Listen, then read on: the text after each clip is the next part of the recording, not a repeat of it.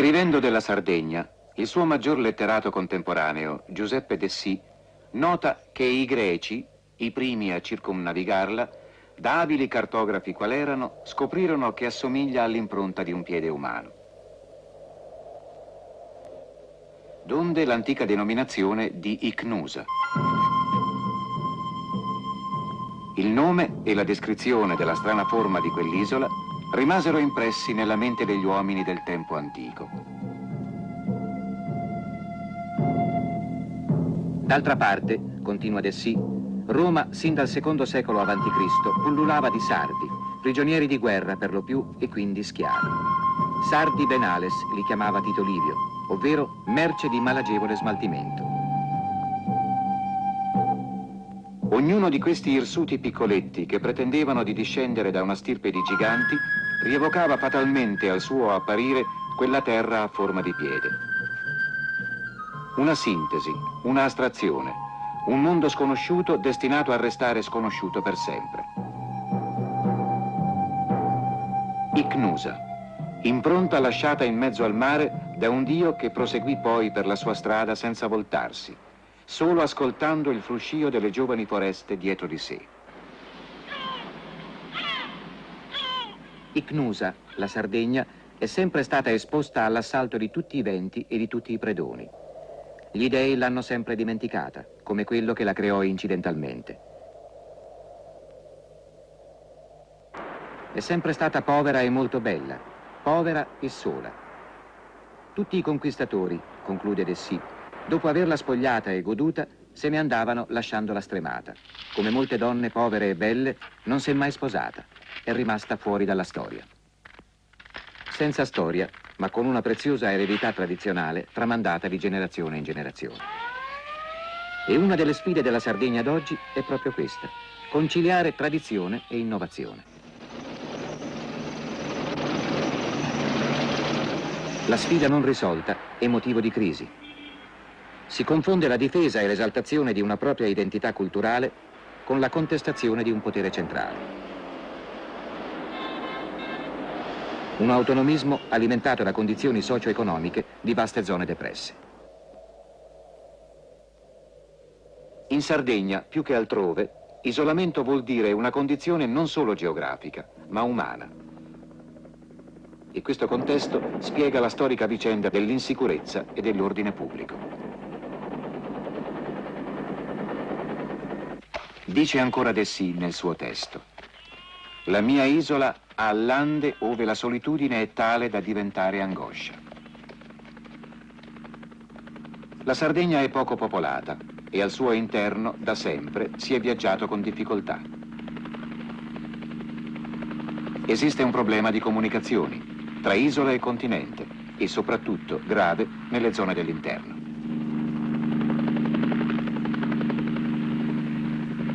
Altro problema conseguente alla particolare natura dell'isola è quello dell'acqua. La Sardegna ne è ricca, ma in alcuni mesi dell'anno sembra condannata a un'eterna siccità.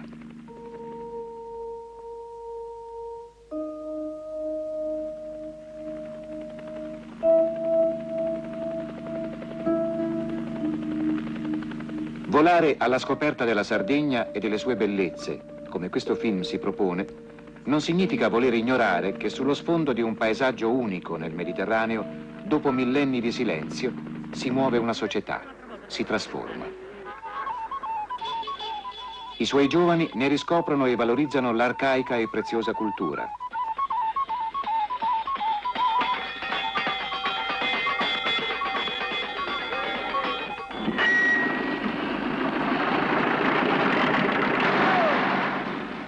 Cambia un quadro che pareva immutabile e di tante mutazioni, tre in particolare, l'agricoltura, l'industrializzazione e il turismo, incidono insieme e sull'uomo e sul paesaggio. Sono quindi riconoscibili anche dal cielo.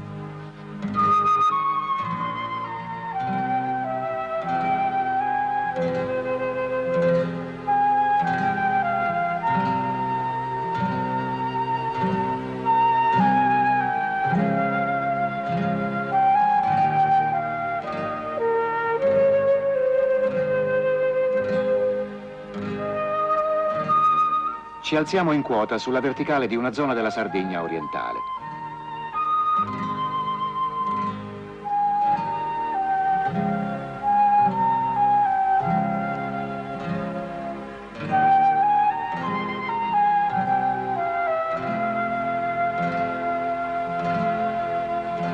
Questa immagine d'insieme è emblematica.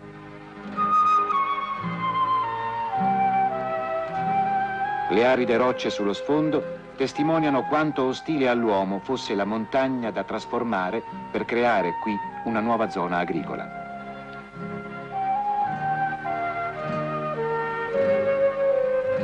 Nel passato la Sardegna agricola era limitata alle sue zone collinari e di pianura.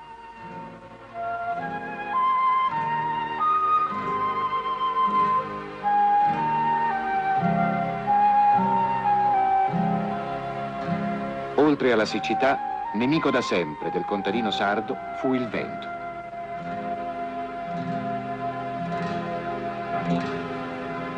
Solo dal cielo si può valutare appieno la bellezza e la funzionalità di quelle vere e proprie oasi create attorno a certi paesi dalla tenacia e dall'astuzia dell'uomo in lotta contro il vento. Agrumeti difesi da alte barriere vegetali. Muri di canne fruscianti sono un tappeto dal disegno nato per caso, di struggente armonia.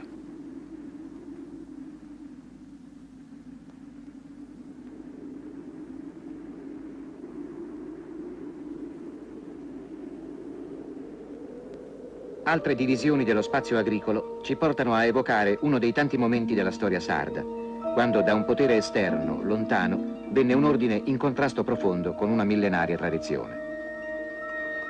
Siepi e muretti, che dividono come in un labirinto il territorio sul quale stiamo volando, nacquero da una legge sabaudo-piemontese imposta ai sardi, quella detta delle chiudende. Aveva lo scopo di stabilire la piena proprietà privata mediante la chiusura di tutti gli appezzamenti, al posto del consuetudinario godimento collettivo delle terre. Filmando la Sardegna dal cielo, l'assurdità di questo editto appare evidente. Nelle zone tradizionalmente aperte senza limitazione ai pascoli, le chiudende impedirono lo spostarsi di pastori e greggi.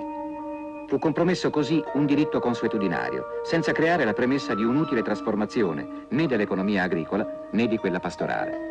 Anzi, l'editto acuì l'atavica ostilità fra nomadi e sedentari, tra contadini e pastori.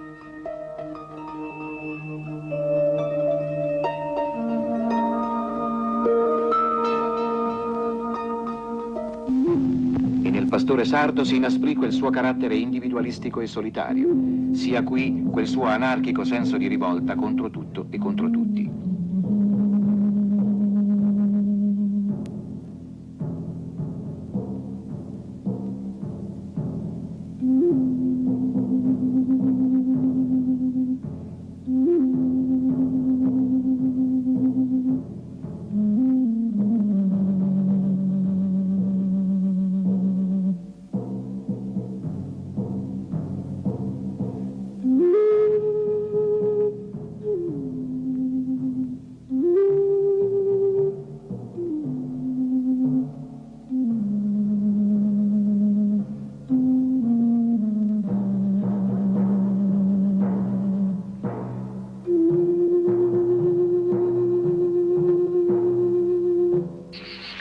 La condizione del contadino, peraltro, non migliorò, anzi peggiorò con l'editto delle chiudende. Condizione che ben conosceva un figlio di questa terra e di questa gente, Antonio Gramsci, che nel 1919, lontano dal suo paese natale, scrisse: la preoccupazione maggiore della vita dei nostri contadini fu sempre quella di difendersi corporalmente dalle insidie della natura e dai soprusi. Il contadino sardo è vissuto per millenni senza personalità giuridica, atomo indipendente, paziente e tenace nella fatica, capace di sacrifici inauditi nella vita familiare. Oggi nuove tecniche aiutano l'antico impegno dell'uomo, la sua fatica nel lavoro sulla terra. La frantumazione delle aree coltivabili è superata in alcune zone dal sorgere di vaste cooperative.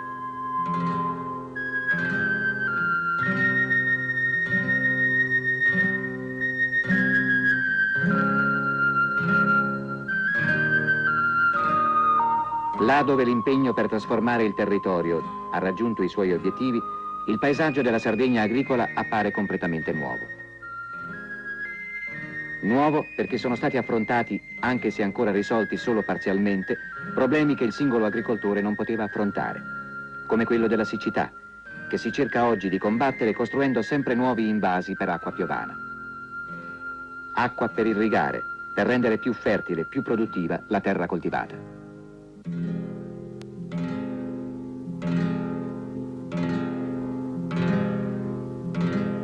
Vista dal cielo, la Sardegna svela l'ampiezza dei suoi bacini idrici artificiali.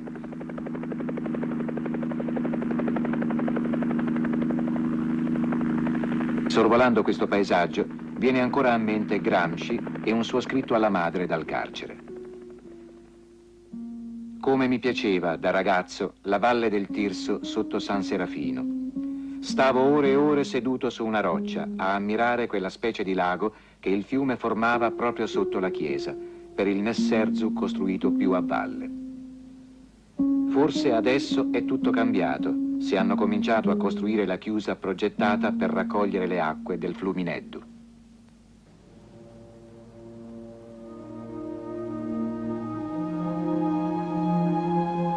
Sparsi nella campagna e tra i monti sono i villaggi e i paesi della Sardegna.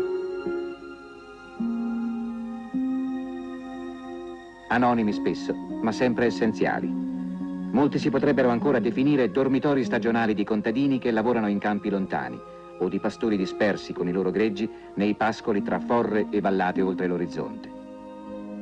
Alcuni di questi piccoli nuclei urbani poco a poco sono diventati città. Così sono nate alcune città sarde. Altre, invece, debbono la loro fortuna al fatto di trovarsi sul mare.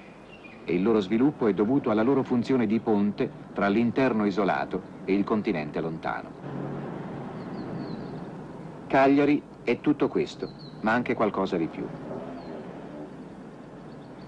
È sul mare, ma resta il centro, il polo della vasta pianura agricola alle sue spalle. Scrive Grazia Deledda: Cagliari è diversa dal resto dell'isola. Fino dai tempi antichi è stata la roccaforte di dominatori e la sua popolazione eterogenea, fatta di un miscuglio di genti, teneva in dispregio chiunque giungesse dal contado. Chi veniva dall'interno si sentiva un paesano e, come tutti i paesani, provava un senso di inferiorità. Diventava timido e vulnerabile. Resta forse un ricordo di questa condizione nell'annuale festa di Sant'Efisio.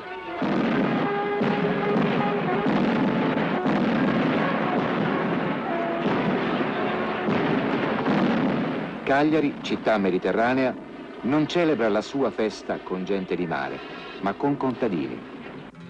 E questo ci dice molto delle sue radici, o quantomeno di quelle sue più tenaci. Da Cagliari voliamo verso le altre città della Sardegna. Nuoro.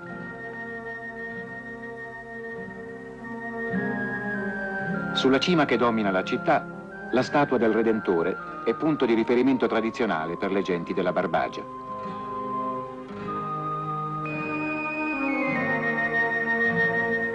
Di Nuoro ed altri centri abitati di questo cuore di roccia scrisse Vittorini che essi erano una sorta di villaggi capo, creati dal popolo e concepiti come città, e per questa loro origine erano sentiti veri, non creazioni artificiali.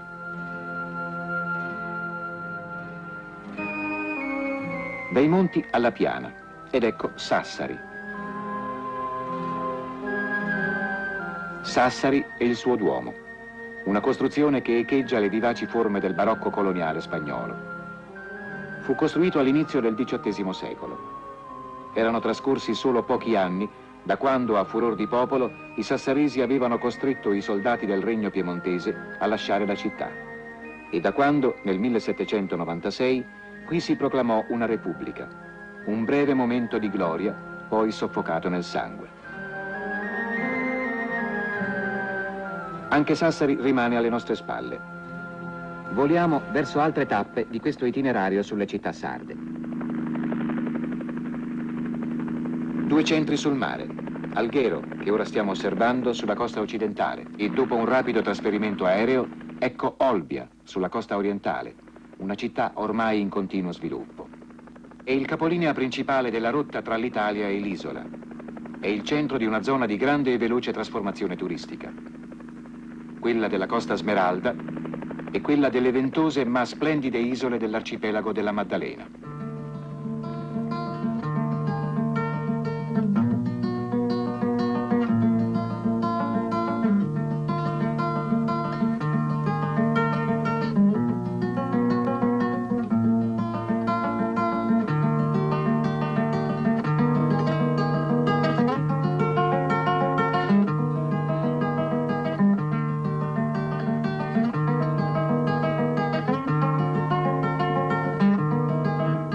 Mutazione del litorale sardo, dai contrastanti aspetti.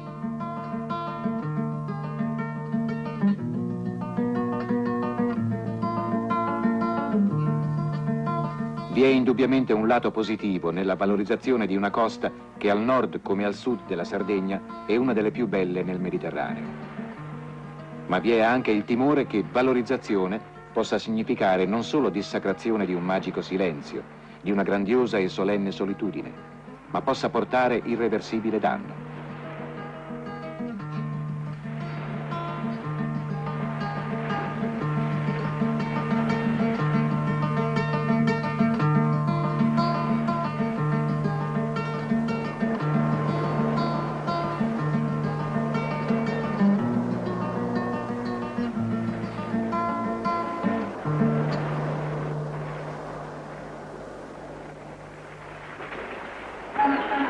Anche l'industrializzazione di vaste aree della Sardegna è oggetto di controverse opinioni.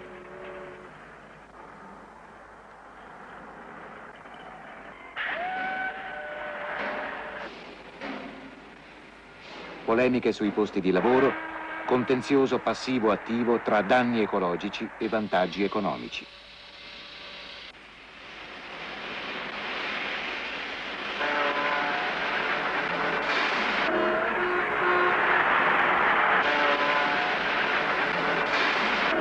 Tanti contrastanti momenti di trasformazione hanno influito in maniera determinante sul costume degli ultimi 2 decenni.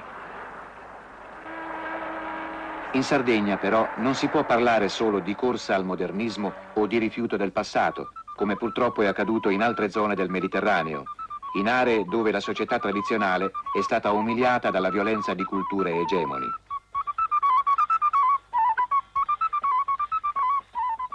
Qui i giovani si trasformano, sì, ma nella ricerca talvolta confusa e pur sempre sincera di una loro identità, cercano di non perdere il contatto con le loro radici più lontane.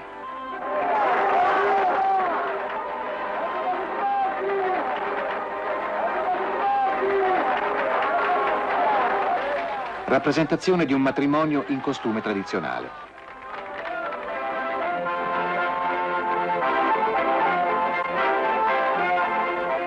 Anche quando è solo spettacolo, questo folklore non è mai privo di una sua verità.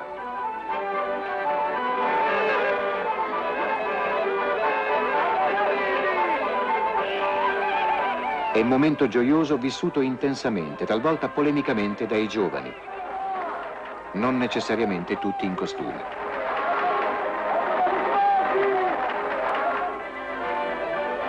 Il rapporto con la tradizione è naturalmente più vivo nelle zone dell'interno, tra alte montagne e profonde vallate, dove l'isola rimane, come ha scritto Piovene, da secoli, anzi da millenni, fuori dalla storia, ma mai decaduta, mai corrotta, intatta. Questa Sardegna della solitudine è quasi un'isola dentro un'isola. I suoi abitanti sono uomini schivi e solitari, ad esempio i raccoglitori di sughero delle montagne dell'Iglesiente.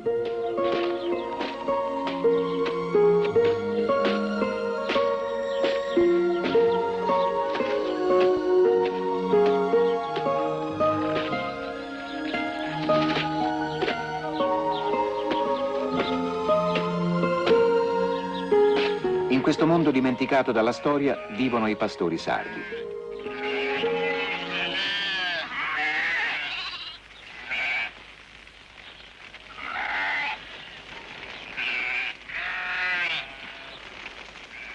possibile la misura di un tempo non scandito dal calendario, ma da generazioni, succedutesi tutte egualmente vicine e egualmente lontane dai padri originari, dai quali le separa, scrive Giuseppe Dessì, uno spazio di tempo che può essere di millenni, ma che forse è soltanto il sonno di una notte.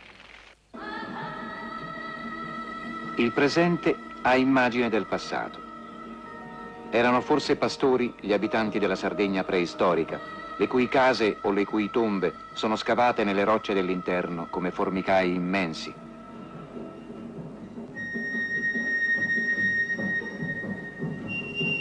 Le rocce, le pietre, talvolta trasformate dall'uomo, come il prenuragico toro di Bonorba. Altre volte, scolpite, scavate dal vento, sembrano il solo archivio storico di questa Sardegna deserta, perduta e immobile come la luna.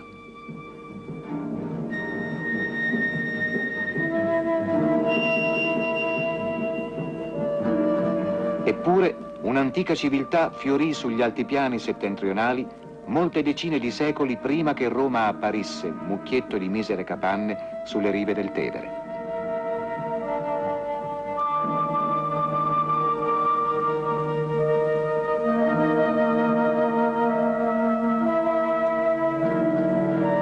Le tombe collettive megalitiche, dette dei giganti, in Gallura, attestano una civiltà autoctona che nel 1000 a.C. si spense senza lasciare tracce.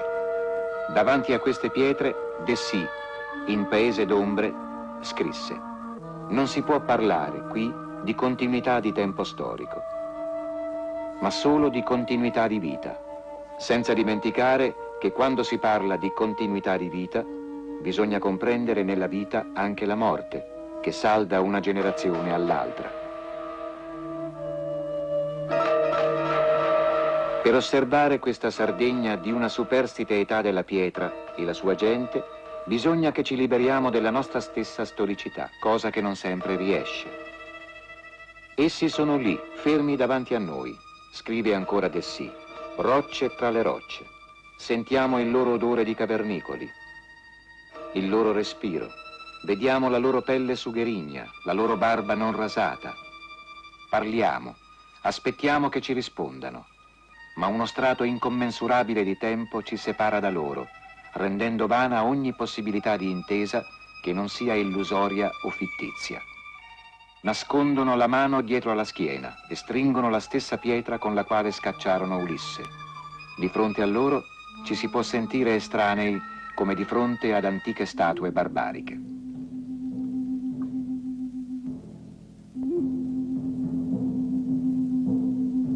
Sette secoli prima di Cristo, il pastore protosardo offriva e dedicava ai suoi dei l'immagine di se stesso raffigurata in un piccolo bronzo sacro.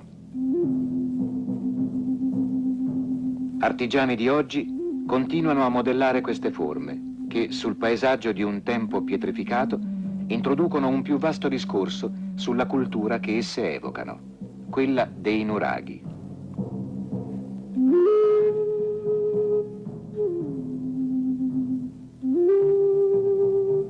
Gli studiosi di questo monumento simbolo affermano che i protosardi non hanno concepito mai la loro casa come dimora, ma come riparo, rifugio, di fronte a nemici e intemperie. Il mondo protosardo, popolato soprattutto da gruppi di pastori nomadi o seminomadi che non stabilirono mai durevoli rapporti di una convivenza sociale, seppe tuttavia creare questa singolare architettura, non solo unica nel suo stile, ma che non ha paragoni in quantità con nessun'altra che sia stata prodotta da una cultura arcaica in una stessa area. Ha lasciato nell'isola 7.000 costruzioni nuragiche, sinora accertate tra piccole e grandi.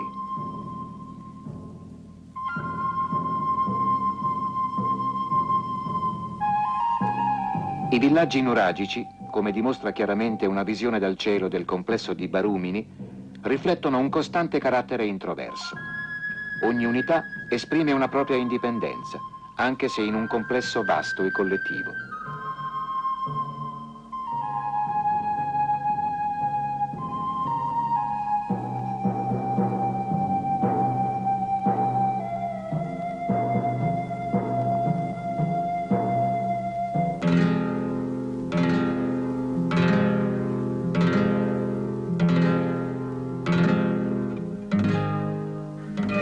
Significativa è la distribuzione strategica dei villaggi nuragici che sorgono sulle giare centrali e dominano vaste regioni pianeggianti. Non più centri abitati e fortificati a sé stanti, indipendenti e isolati, ma centri destinati congiuntamente al popolamento e alla difesa di un vasto territorio.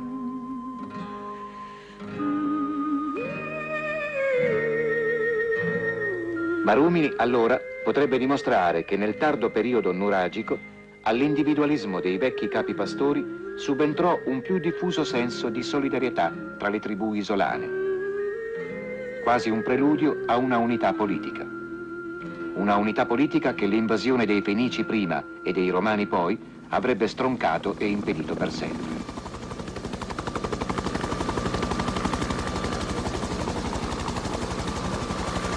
Voliamo verso isolati altipiani, oltre il Gennargentu, ove il tempo remoto della gente nuragica sembra sopravvivere. Nel cuore della Barbagia, nel famoso Saltus, il bosco libero di Orgosolo, il villaggio protosardo è vivo, si ripete nelle sue forme essenziali, protetto dalla foresta e da vallate che sino a ieri lo hanno isolato dai centri abitati e dalle grandi vie di comunicazione.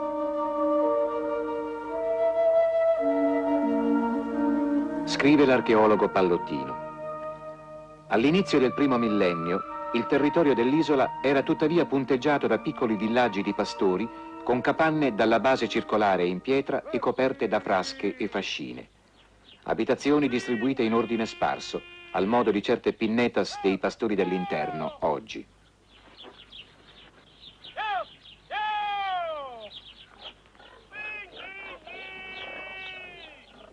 La pinnetas del Saltus di Orgosolo è il rifugio di una comunità pastorale che alleva maiali. Come al tempo del Mediterraneo di Ulisse, vivono all'ombra di una foresta che nutre e moltiplica il branco, che è la loro ricchezza, e protegge il loro isolamento. Un etnologo, Antonio Pigliaru, così ha citato un pastore che parlava di se stesso.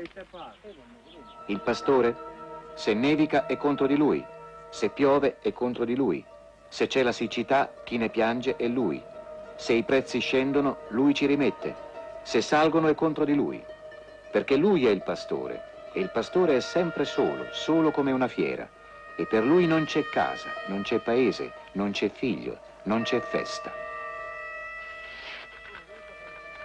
I pastori di Ulisse ci aiutano a capire il passato, ma non sono certo fuori dal tempo.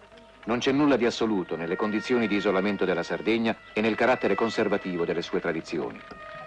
Come ha scritto un altro grande etnologo, Alberto Cirese, immobilità, persistenza inalterata sono fenomeni che non esistono nel campo della storia, dove immobilità può essere soltanto un'iperbole per indicare qualcosa che si muove a ritmi più lenti di quelli che abbiamo assunto come termini di riferimento. Infatti, oggi, ai loro maiali, gli uomini del tempo di Omero offrono non solo ghiande, ma un energetico pastone prodotto da una cooperativa e trasportato ai pascoli con una Fiat acquistata a rate.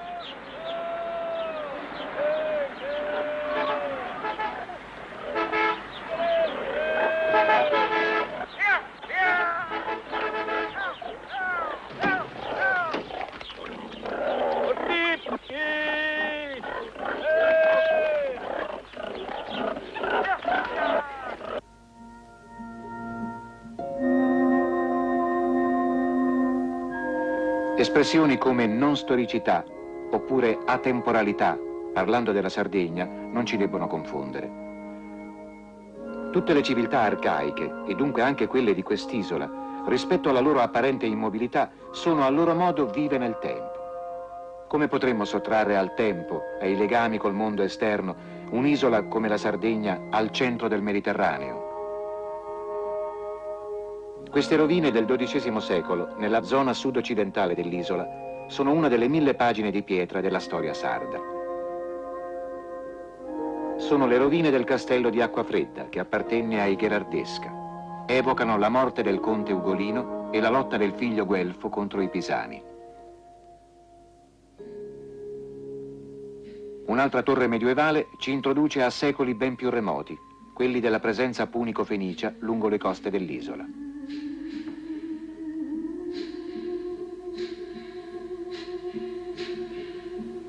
Tarros, sulla penisola di Capo San Marco, di fronte a Oristano.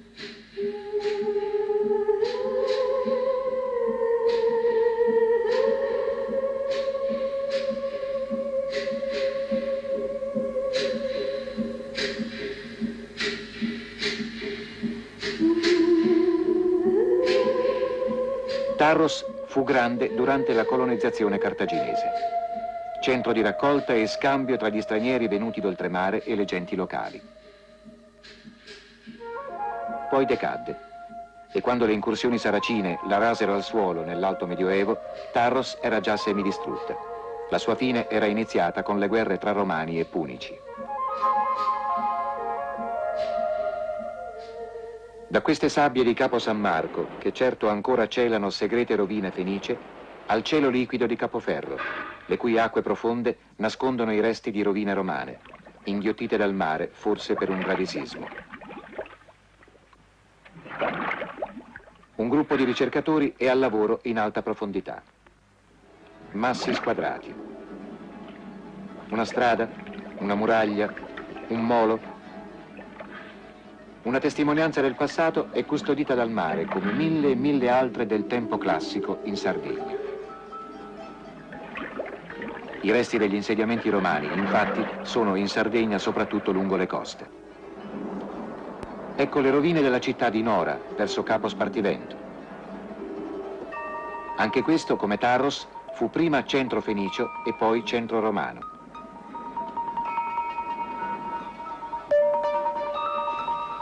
È una zona archeologica ricca di resti preziosi, fuori d'acqua come sotto.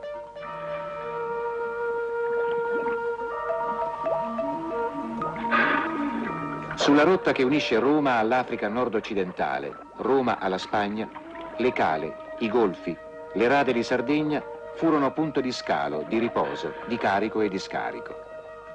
Ma le sue coste frastagliate, le secche, le insidie di un mare sovente infuriato fecero delle coste sarde un'area pericolosa per le navi del tempo antico, un'area di naufragi. E così l'archeologia subacquea ha oggi in Sardegna uno dei suoi campi di ricerca più ricchi. L'anfora è il reperto più comune. Era il contenitore per eccellenza in tutti i trasporti del mondo antico. Portava prodotti d'ogni genere, soprattutto olio, grano, vino. Recuperare un'anfora vuol dire non solo riportare in superficie un oggetto prezioso, ma aggiungere un tassello al mosaico di informazioni che lo storico riunisce con pazienza.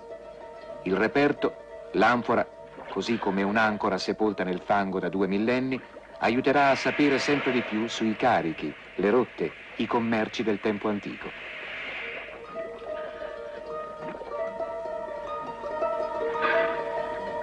Volando in questo cielo d'acqua, cogliamo immagini di una raccolta, di una ricerca incessante. Ecco i resti di marmi scolpiti e tagliati a formare colonne. Granito di Sardegna destinato ai templi, ai palazzi, agli stadi della Roma imperiale. Più tardi, 1000 anni più tardi, lo stesso granito servì ai pisani per le loro chiese, i loro palazzi. Lo tagliavano e lo caricavano qui a Capotesta, in Gallura, una cava ove il lavoro si interruppe un giorno 7 secoli fa e non fu mai più ripreso. I pisani giunsero in Sardegna con i genovesi per liberare l'isola dalla presenza di invasori arabi. Ma come spesso accade e accadde, i liberatori non portarono libertà, ma presero il posto dei precedenti padroni.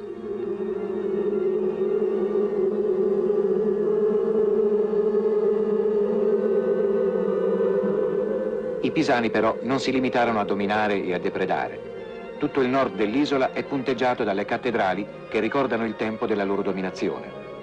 La Santissima Trinità di Saccargia, il più importante esempio dei modi architettonici pisani che divennero consueti in questa terra nell'XI e XII secolo. Ci spostiamo sulla Gallura alla scoperta di questi monumenti del Medioevo sardo perduti nella campagna deserta. Le rovine di Sant'Antioco di Bisarcio.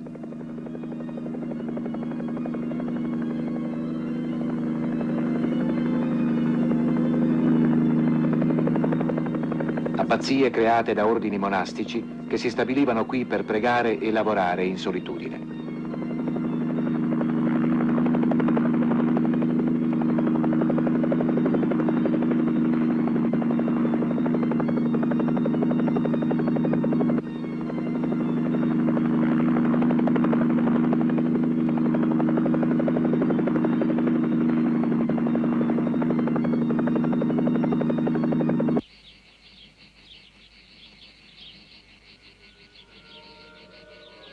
San Michele di Salvenero, edificato da monaci vallombrosiani nel XII secolo.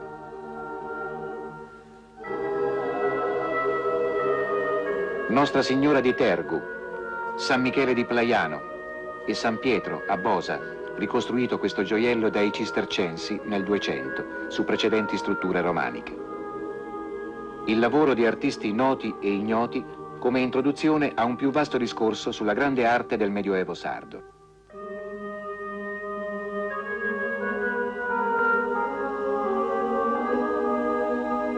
Nota il critico Raffaele De Logu.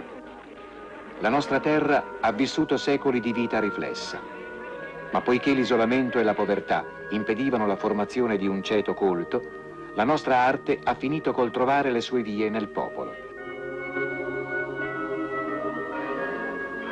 E nel popolo è divenuta completamente sarda.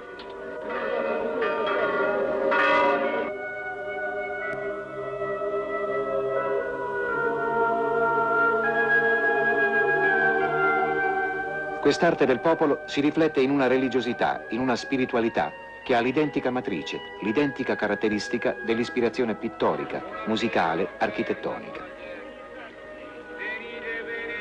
Nasce da un sentimento spontaneo.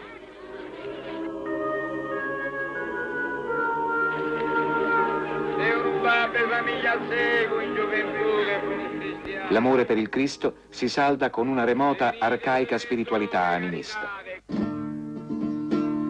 Abbiamo evocato pisani e genovesi.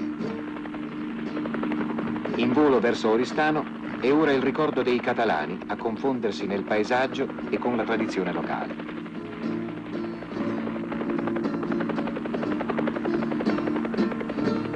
Dei tanti echi in cui rimbalza il ricordo dell'influenza spagnola lungo queste coste dell'isola, di uno siamo stati testimoni a Oristano, a Carnevale. È il gioco della Sartiglia, la cui origine risale appunto all'epoca della dominazione spagnola su questa città e la sua contea.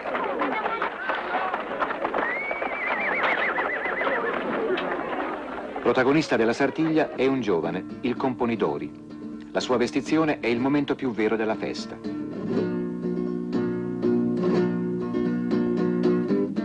Solo donne possono toccare il re della Sartiglia e lui, il Componidori, non può toccare terra sino alla fine del gioco. Dal tavolo sul quale è stato vestito e mascherato, passa direttamente al suo cavallo.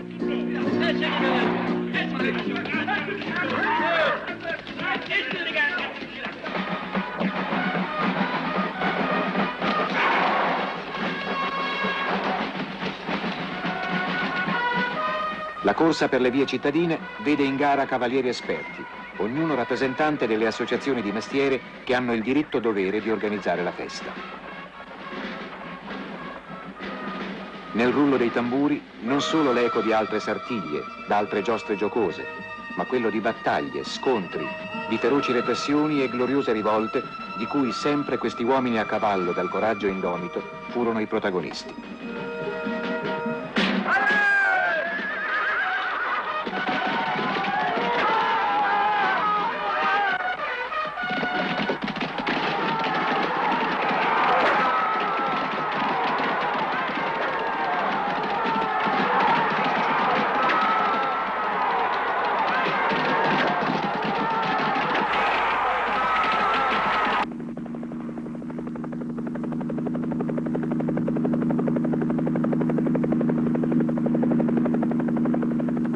Lasciando Oristano e proseguendo lungo la sua costa, verso nord l'incontro di Cabras e del suo stagno.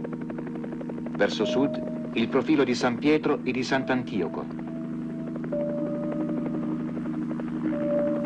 Due isole nelle cui acque i tonni avevano un loro passo stagionale. e a ogni stagione venivano catturati in quella tradizionale trappola mediterranea detta tonnara.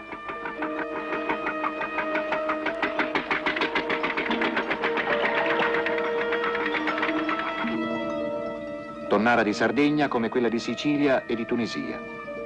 Somma di esperienze accumulate per generazioni, sino a perfezionare una tecnica che fu unica, sino a ieri.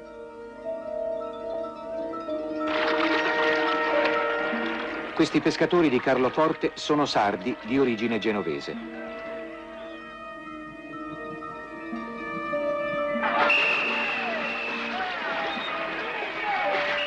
Genovesi che si erano trasferiti dalla Liguria in Tunisia, poi di lì definitivamente nella Sardegna sud-occidentale. Furono loro, sino a ieri, i depositari dell'unica vera tradizione di pesca di quest'isola.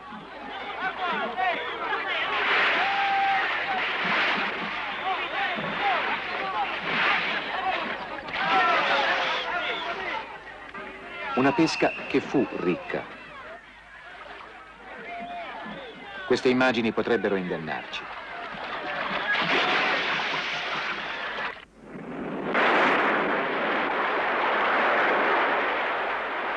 In realtà, la Sardegna, con le sue coste difficili, la mutevolezza e la furia del suo mare, non fu mai terra di pescatori se non occasionalmente.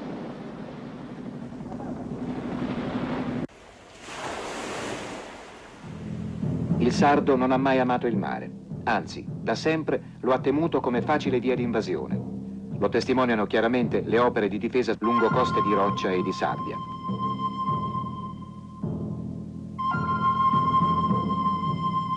Tutta la Sardegna è circondata da un anello di torri. Per sfuggire al flagello delle scorrerie piratesche dal mare, soprattutto in epoca saracina, e alla malaria endemica fino a pochi anni fa lungo la costa, i sardi hanno abbandonato le rive del loro mare da secoli. Si pensi che la distanza media dal mare di molti paesi del litorale è di circa 17 chilometri.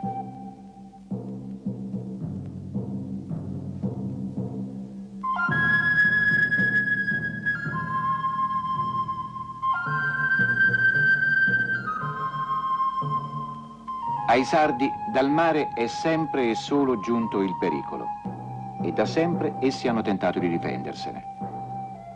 La costa della loro isola è così la cinta ciclopica di un'immensa roccaforte. Un territorio che gode ancora di spazi deserti, aree preziose e non solo per la loro potenziale ricchezza turistica, ma anche perché vi sopravvive un habitat naturale unico nel Mediterraneo.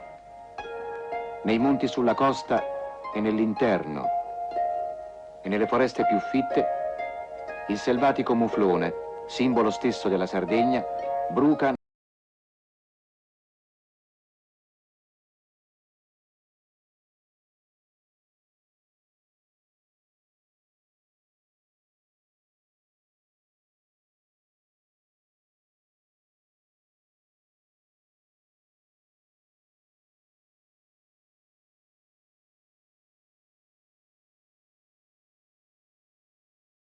in identica solitudine, tra precipiti rocce sul mare della Sardegna nord-occidentale, tra Alghero e Bosa, sono gli ultimi nidi di un rapace ormai raro, anzi quasi ovunque estinto nel Mediterraneo, il maestoso grifone.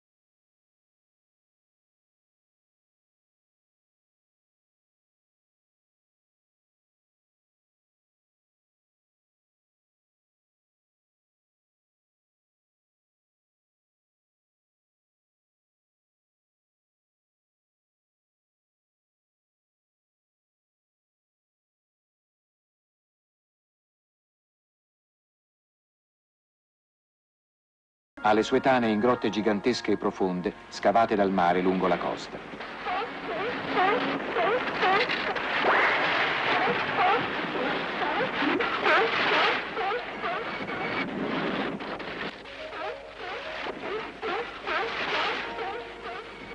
Davanti al suo subacqueo antro, ecco il guizzo di una delle ultime testimoni della fauna quaternaria, quando il clima mediterraneo era tanto più freddo.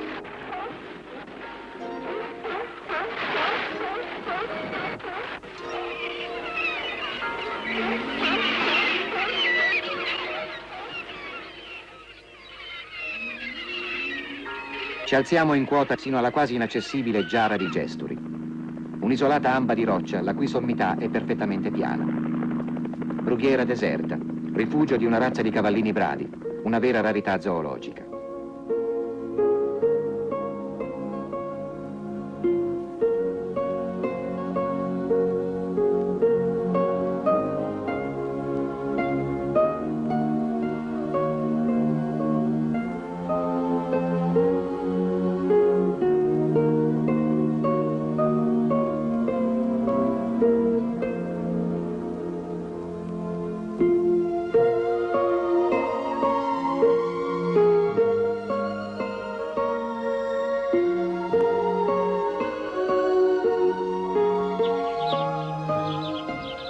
I cavallini di Gesturi galoppano liberi, dagli stagni, che sono le loro abbeverate, alle ombre fitte nel bosco, dove sono i loro pascoli. Sul perché in tempi remoti essi abbiano scelto questo estremo rifugio, questa nicchia ecologica, le risposte sono diverse e contrastanti.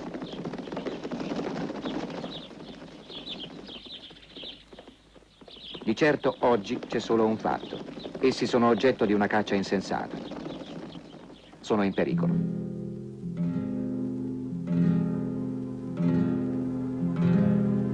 È una minaccia che grava questa in misura e negli aspetti più diversi su tutta la Sardegna. Terra ove natura e storia sembravano essersi alleate per conservare all'uomo un ambiente unico, irripetibile. Incombe qui lo stesso pericolo di tutti i paesi dove il tempo si è accelerato all'improvviso.